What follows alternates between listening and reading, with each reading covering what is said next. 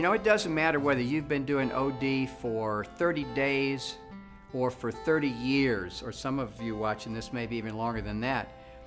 The basic question is, where did OD come from? A lot of the stuff that we take for granted, like survey feedback and group dynamics and leaderless groups and all the stuff that we do, we just take for granted. But there was a time, I know it's hard to believe, when nobody knew about this stuff. So a great question is, where did it come from? Isaac Newton, when he was talking about science, said, you know, we are very little people standing on the shoulders of giants. I think that's where we are with OD today. Those of us doing this work today, in a sense, are very little people standing on the shoulders of giants. So I want to look with you today for just a little while on who are some of those giants that our work is based on. So here's a question. Who was the first OD consultant? The very first OD consultant? Well, I started thinking about this and I thought, you know, picture a group of Neanderthal people, ancient, prehistoric people, like out hunting the mastodon, and a bunch of people coming back, probably the men, a bunch of the guys, coming back into the cave after the mastodon hunt. And I can imagine one of them, like named Karg, let's say. Karg stands up around the campfire and he says, hey guys, you know what? There's got to be a better way to hunt these mastodons. You know, we lost a couple of guys out there today. Let's take a time out here and talk about this. Do you think we need different spears? Do you think maybe there's something about the teamwork and the way we're going about this? If you think about it, that was the very first socio-technical intervention in the field of OD. Now, fast forward to the Egyptians. You see, when the Nile River flooded every year, that's where the water came for all the crops. And then they had to put a dam to hold the water. Well, it meant that everybody had to have the same type of dam. If there was one weak spot all along the Nile, then the water would drain out and they'd lose their water. So there were these engineers who were consulting engineers. You'll see another famous one came along a lot later. And so the Egyptians had consultants who went around to ensure the quality of the various dams and the dikes that were being built. So in a sense, you could think of them as kind of consultants. Now actually, the very first recorded conversation, at least that I know of, that could be seen as an OD consultant speaking with a client is a conversation. It's a story about Moses in the Bible talking to Jethro, his father-in-law. Moses is leading the people of Israel across the wilderness, and he stops off to visit with his father-in-law Jethro, and he's having a conversation with Jethro, and he says, man, I'm going to paraphrase here. He says, man, I'm burnt out. I'm wiped out. I can't take this anymore. I've got people coming to me over and over and over again. I'm swamped. I don't have time to even turn around. What should I do? Now, Jethro is like an expert consultant. Of course, they haven't discovered process consultation or group dynamics at that point. So Jethro says to him, here's what you do, Moses. Take your very best people and put them in charge of 1,000. Take your next best people and put them in charge of 100. And your next best people and put them in charge of 10. He creates the hierarchical organization, which of course we now know and love. As far as I know, that's like one of the first conversations between a consultant and a client.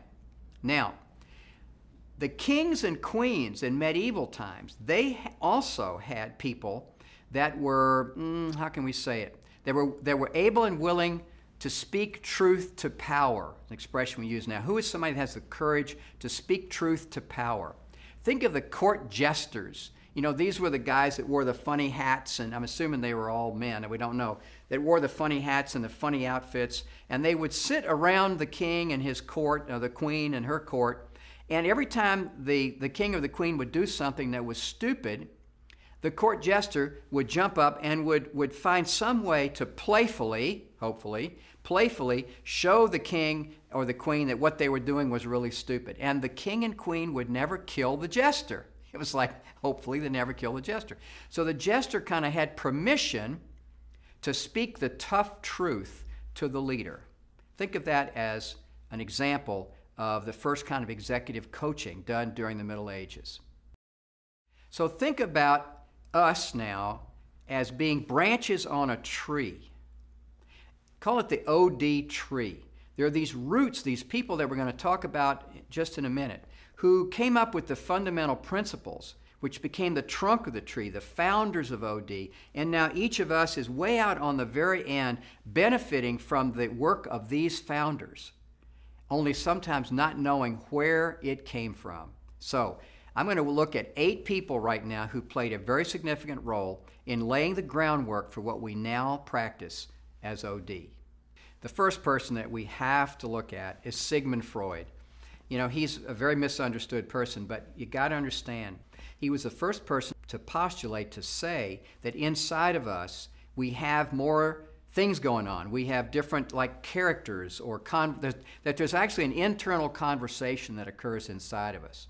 And Freud talked about 3 characters. He talked about the superego, which is like the conscience that says what's right and wrong.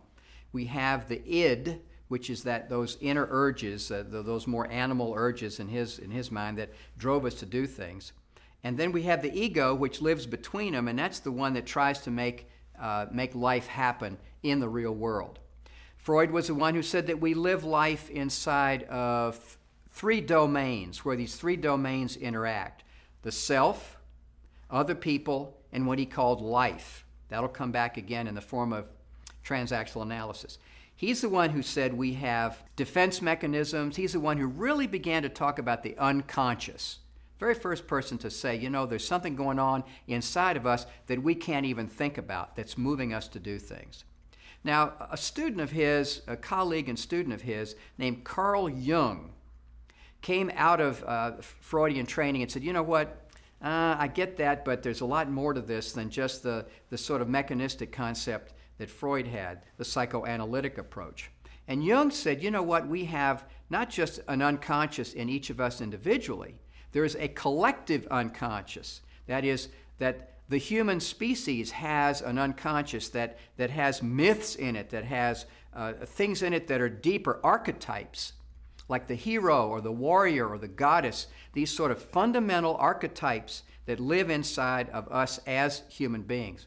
Jung is also the one who said we also have a shadow inside of us, the shadow being those parts of ourselves that we have not integrated, the things that we deny about ourselves. Like if we're angry but we don't want to be angry, we deny the anger is in us and we see it everywhere else. That's the shadow being projected out on other people. He's the one, Jung is the one who said, there's more to us than just our thinking. We are more than rational beings. Dreams, intuition, those kinds of things were extremely important to Carl Jung. He was actually one of the precursors of Gestalt psychology. So Freud and Jung came out of a kind of a psychoanalytic frame of reference, and they were talking about the human being and their intuition, their thoughts, their minds. B.F. Skinner comes along, and he takes Pavlov. Remember Pavlov and the Russian psychologist who rang the bell and was able to get his dogs to salivate? Came up with the notion of what's called operant conditioning, where the researcher can actually train the animals to salivate with just the ringing of a bell. B.F. Skinner comes along, and he applies Pavlov's principles to human beings. And he says that people, not just animals, but people also are in a sense, is what's called stimulus response. Something happens, there's a stimulus that comes at us, we respond. All this talk about the unconscious and intuition and all this stuff, he says, is a bunch of hooey. It's really fairly mechanical. It's a process of X happens and then Y happens. Now, motivation comes from this. Performance management, which is a subset of OD, comes from this, that says if you want something to happen, you need to reward it. What gets rewarded gets repeated. If you want to improve something, measure it. You know, these are principles that come out of B.F. Skinner's concept of operant conditioning.